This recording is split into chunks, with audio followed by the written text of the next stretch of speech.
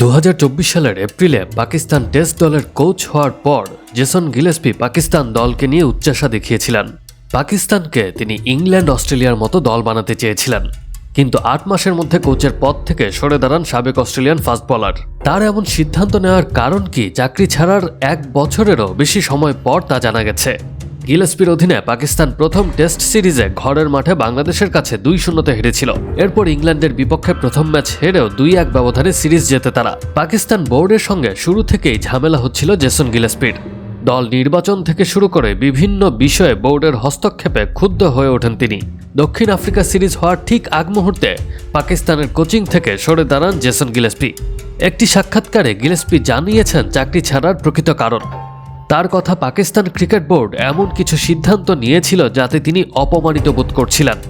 বিশেষ করে তার সঙ্গে কথা না বলে সহকারী কোচকে ছাঁটাইয়ের ব্যাপারটি ভালো লাগেনি, তাই আর কোচের দায়িত্বে থাকতে চাননি তিনি। সাক্ষাৎকার প্রশ্ন পর্বে এক ভক্ত গিলেস্পিকে জিজ্ঞাসা করেন যে তিনি কেন পাকিস্তানের টেস্ট কোচের পদ থেকে ইস্তফা দিয়েছেন।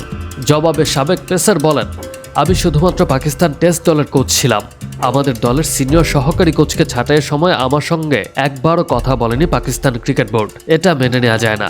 আরও অনেক বিষয় ছিল, অপমানিত বোধ করছিলাম। ওই পরিস্থিতিতে দায়িত্ব সামলানো যায় না, তাই ইস্তফা দিয়েছিলাম।